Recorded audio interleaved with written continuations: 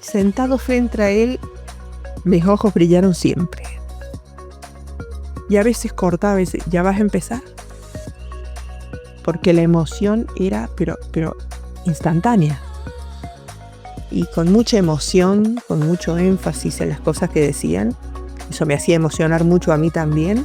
Y cuando termina de leer la carta, me dice: señora, quiero comunicarle que desde ya entre nosotros se ha aceptado y le puedo confirmar que el escenario del Teatro San Luis se llamará Teatro Tenor Daniel Fernández.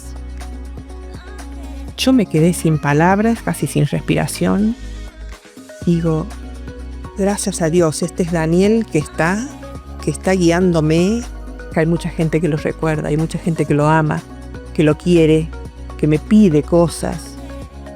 Yo lo que tengo lo doy, lo presto, lo copio, lo escaneo, como sea.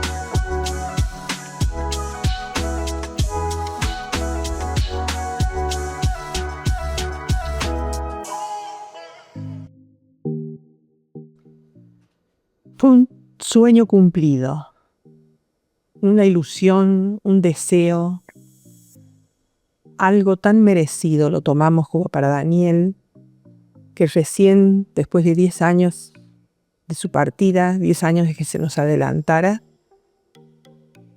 pudieran haberme escuchado, porque esto es una cuestión personal. Yo lo acompañé mucho en su carrera desde chiquito, porque la diferencia de edad que teníamos, eso lo llevaba, y bueno, pude ayudarlo y acompañarlo, hasta cuando vivió en Buenos Aires, en varias oportunidades. Y siempre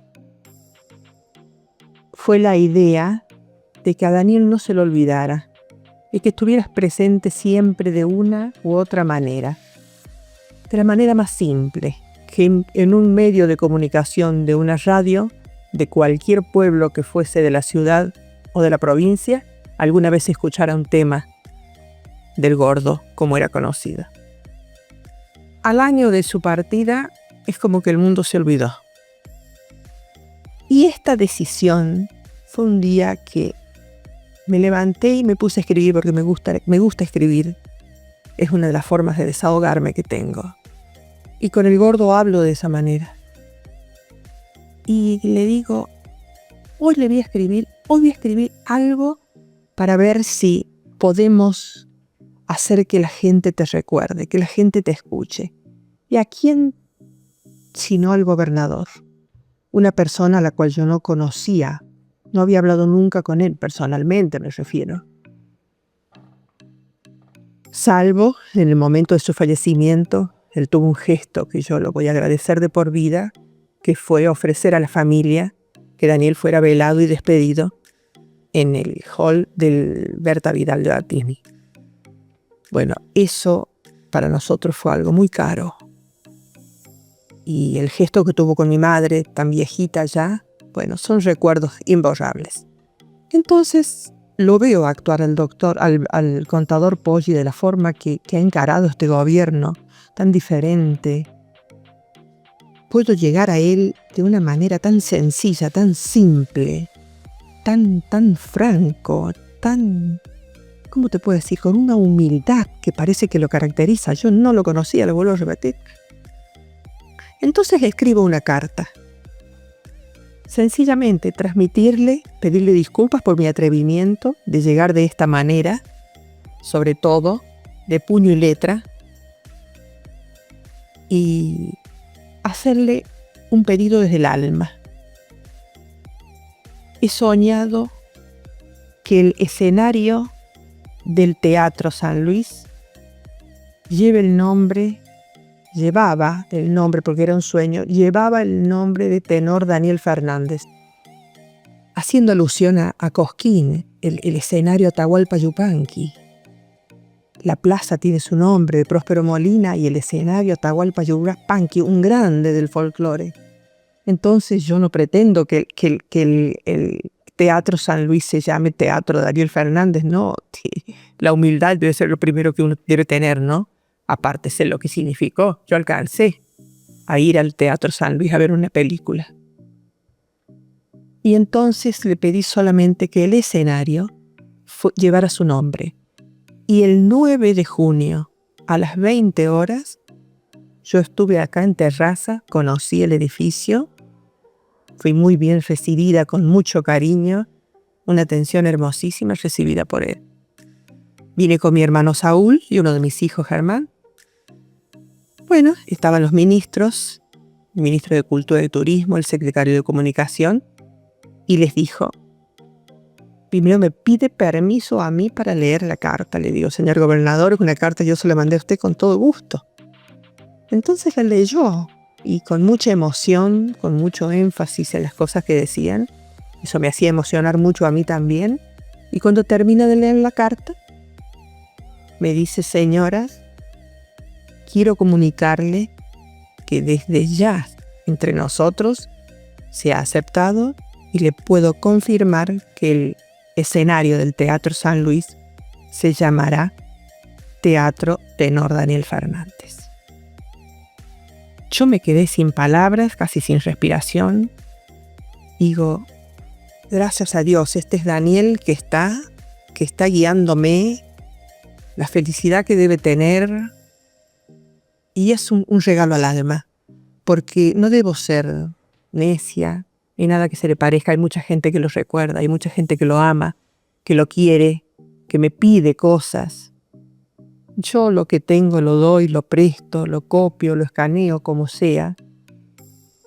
Fue un autodidacta hasta en la voz, no solamente en los instrumentos, sino en la voz. Él trataba de escuchar mucho a los grandes y practicaba solo. Él tenía un pequeño estudio de música casero y él practicaba solo. Sus ejercicios de respiración, aceptó la ayuda, mucha ayuda de Alicia Aman, de Ana María de Genaro, de las personas que iban, pero en el fondo él hacía mucho lo que quería. Él sabía, porque no, de soberbio nunca tuvo nada, pero él sabía, él estaba seguro que las cosas que estaba haciendo estaba bien. Era un chico, yo decía, ¿cómo haces, Daniel? Respirar. Yo digo, ¿a qué hora se va para atrás? Se va para atrás, se va para atrás. Y yo veía, se va a desmayar. Esa capacidad pulmonar, esa cuestión que decís, ¿de dónde sale? Y bueno, y eso que Daniel fumó un tiempo, después dejó de fumar. Pero ahora, era innato en él esas cosas y esos registros tan altos y esos registros tan bajos. Digo, ¿cómo haces, Daniel? Dice, es el diafragma, negra. Así me decían, es el diafragma, negra. Yo acá tengo otra voz, tengo otra boca, acá tengo otra garganta. Y yo manejo esto y esto. Son amigos, estas dos partes de mi cuerpo. Y yo sé cuándo debo manejar esto y cuándo debo manejar esto. Y yo me quedaba horas escuchándolo. Bueno, aprovechamos que me dijiste eso, me decías, te quedabas horas escuchándolo. ¿Qué te provocaba a vos? Porque sabemos el impacto que tuvo en sus fans en general, digamos. Pero a vos, particularmente como hermana de él, de haberlo visto crecer, progresar, hacerse profesional, ¿qué te provocaba a vos escucharlo? ¿O qué te provoca todavía decir, cuando lo escuchás en videos? Sentado frente a él, mis ojos brillaron siempre. Y a veces cortaba, a veces, ¿ya vas a empezar? Porque la emoción era, pero instantánea. En algunos recitales, cuando yo veía que eran tan bravos, no me animaba a entrar. No me animaba a entrar porque mi emoción, yo sentía que podía en él producir algo. Entonces digo, no, tengo que preservarlo, que no me vea. Entonces yo lo escuchaba un poco de afuera y cuando ya lo veía que él estaba distendido y que ya estaba en lo mejor, entraba y me ponía como para poder disfrutarlo. Pero yo siempre en los momentos que pude y en los lugares del mundo que pude, yo lo acompañé. Yo sabía que era su puntal. Si él tenía que ir a Tilizarao, por decirte, una ciudad del interior del país, de la provincia. Y bueno, yo iba con él. Le cebaba mate, le ayudaba con las cosas. Uno de mis hijos también, Germán, del que hablo, soy sobrino y ahijado, lo ayudaba porque con su físico mucho no podía hacer. y a veces no tenía con qué pagar un ayudante, un arreglador, un chico que le ayudara a cargar los aparatos. Daniel cargaba su camioneta con todo, se sentaba un rato, descansaba, se reponía y bueno, y ya era la hora del escenario, salía. Háblame un poquito, Lili, del dúo que armó con Pablo Esquert, ¿no? Que quizás, no sé, vos me dirás si era el momento más, fue el momento de su auge, digamos, como cantante. Y sí, tiene su importancia porque ya no solamente Daniel solo, porque Daniel cantaba empieza a cantar la lírica con la guitarra. Y después, bueno, pudo conseguir su primer teclado y después pudo conseguir las pistas. Hubo un maestro tecladista muy bueno, que me estoy acordando en este momento, Daniel Curi de Mendoza, que con él se venía en una combi, como le decíamos antes, con todos los teclados y todos los aparatos y las cajas y qué sé yo, y empezaban a tocar un poco de lírica, pero sí mucha música romántica, boleros y demás, en el recién inaugurado Hotel de Potro de Fugas. Eso fue un tiempo porque después Daniel Curi se va, no se supo más nada de él, al menos yo no supe más nada, que Daniel también perdió contacto. Cuando decide, mira a dónde me llevas, vuelve a aparecer mi papá y él no a la música. Daniel entra a la Universidad de Río Cuarto, llega hasta cuarto año de Río Cuarto, por supuesto que no fueron 4 años, porque Daniel ya había formado Armonía Americana, había formado no sé cuántos conjuntos, eran todas las peñas los fines de semana. Nunca soltó la música. No, se olvidaba de estudiar, se olvidaba de la veterinaria, todo lo demás, pero de la música jamás. Uh-huh. Entonces entra en el coro Delfino Quirici en Río Cuarto, un coro maravilloso, dirigido por el padre Matas, un cura, y ahí él es donde empieza a cultivar mucho la lírica y aprender y estudiar una música tan difícil, tan bonita. Llega un momento en que el sueldo que le pagaban en el Delfino Quirici y lo que ganaba con las actuaciones en Armonía Americana, que era música popular americana maravillosa, porque eran 4 músicos de estudio que cantaban preciosos, se anima a escribirle una carta a mi padre diciéndole que él estaba trabajando, que ya no tenía que mandarle un peso más por mes y que él se iba a solventar y que había decidido seguir lo que a él le gustaba, que era cantar. Papá, yo no voy a ser un buen médico veterinario como Esaú. Vos querés que pongamos una clínica veterinaria, que en la granja, en la Dorita, en aquel entonces, todo lo demás, que estemos ahí. Pero yo no he nacido para eso. Así que... ¿Y cómo lo tomó el papá? Mi papá ni respondió la carta. Entonces, conociéndolo, ¿qué hizo Daniel? A la semana se tuvo que venir, porque hora de llamarlo, venir, porque si no te matan. Se viene un fin de semana y habla, y mi padre lo escuchó muy bien. Y le digo, hijo, si es lo que te gusta, cosa que nos asombró, porque fue muy sabio mi padre, se dio cuenta que el hijo había luchado toda la vida por eso. Y él, cuando le dijo no al maestro Valesi, en familia, esto es una cosa muy íntima, dijo, yo no quiero que mi hijo sea un cantor de guitarra y que ande... Por ahí vais a ver cómo terminan en las noches, por ser diplomática. Sí. Pero ahí lo convenció. Claro, y ahí Daniel esas cosas le dolían, porque mi papá no entendía que la música que él quería hacer era un folclore lindo, era, bueno, una música buena. Y ahí es donde Daniel, con la guitarra en mano y un bolso, porque no existían las mochilas, me parece, en ese entonces todavía, se tomó un ómnibus y partió a Buenos Aires. Partió a Buenos Aires y empezó a caminar, a andar con la guitarra en varas, en la noche, a la gorra, como fuese. Hasta que llega, se va a La Plata, porque le hablaron del coro del Teatro Argentino de La Plata, se entera que había un concurso porque había 2 vacantes para tenores y se presenta, por supuesto, salió primero. Y ahí estuvo 1 o 2 años y ahí conoce a Pablo Esquer.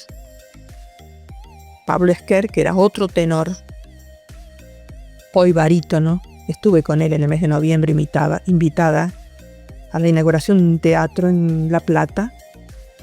Y ahí me cuenta Lili, yo ya estoy grande también, he formado otro conjunto que se llama Los Tenores de la Peluquería. ¿Por qué? No sé si lo dije recién, se cumplían los 20 años de la peluquería de los Mateos. Y entonces me invitan a mí para hacer un homenaje a Daniel por ese motivo. Y ahí Pablo Skert presenta el nuevo conjunto, Los Tenores de la Peluquería, que ahora son 3. Antes de irse a España, él consigue una cita por esta gente con Pavarotti. Estuvo 3 días en la casa de Pavarotti, donde fue escuchado varias veces, donde fue aconsejado muchas veces y donde ahí sí abrió oído, alma y corazón para escuchar y captar todo lo que Luciano Pavarotti pudo decirle. Y hay algo muy doloroso en el fondo que nos hizo a todos temblar, y a él también. Le dice, mire señor, en su idioma, en su italiano, porque no le decía tenor, le decía de otra manera. En nuestra profesión, el talento es básico. Usted lo tiene. Y si yo me he quedado admirado porque él hizo un área lenta y un área rápida, que no todos lo pueden hacer. O sos tenor, cantante lírico lento o rápido. Discúlpenme que no sé bien la palabra técnica. Dice, hay algo que usted da y yo no. Es el do de pecho de Plácido Domingo, le dijo Pavarotti. Yo no lo puedo dar. Trabaje el do de pecho, trabaje eso porque no cualquiera, se lo digo. Plácido Domingo lo da. Y usted. Pero también le voy a decir otra cosa. Y eso, al gordo, fue una puñalada en el alma. Pero era la realidad, entonces hubo que aceptarlo. Entre nosotros, en nuestro mundo de la lírica, no todo es talento. El 50% es talento y el 50% es imagen, le dijo. Y usted, me cuesta decirlo, porque lo miró de arriba abajo, como diciendo, fíjese en su imagen. Y es muy duro. Y Daniel sabía que eso a la larga le iba a ir en contra. Y fue la que lo mató. Y fue lo que lo llevó a tener que volverse de Buenos Aires. Perdón. No, está bien. Porque Hugo Sofovich en sus comienzos, que era su amigo, cuando él muere, luego Gerardo Sofovich es quien lo rescata y lo ayuda y entra en el mundo del teatro de revista, haciendo las sátiras junto con Pablo y demás. Esas cosas que le llevó la vida con esta enfermedad tremenda que es la obesidad mórbida, que si bien fue una cuestión física, hormonal, era también su dejadez en tomar conciencia de que hay que ayudarle a la vida, al cuerpo, hay que ayudarle a la salud, hay que ayudarle. Y él se negó siempre. Si bien jugaba al fútbol hasta que pudo, jugaba al básquet hasta que pudo, llegó un momento que se negaba hasta caminar. Y yo le decía a Daniel, vamos a dar vueltas en Buenos Aires, vueltas a la manzana, es el paseo más maravilloso. No había caso. Él sentado en la computadora, bendita computadora que lo atrapó, pero es donde también le ayudó a surgir y a estudiar y a ensayar y todo lo demás. Liliana, vemos tu admiración. Yo te quería preguntar, porque no quiero decir me sorprende, porque los hermanos suelen ser bastante cercanos, pero vemos tu admiración, tu emoción y demás. Te pregunté antes qué sentías cuando lo escuchabas cantar. Te quiero preguntar qué impacto sentís que tuvo Daniel en tu vida a nivel personal. ¿Qué te dejó? ¿Qué impacto tuvo en vos? Yo siempre dije, lo cría Daniel. Porque yo tenía casi 10 años cuando Daniel nace.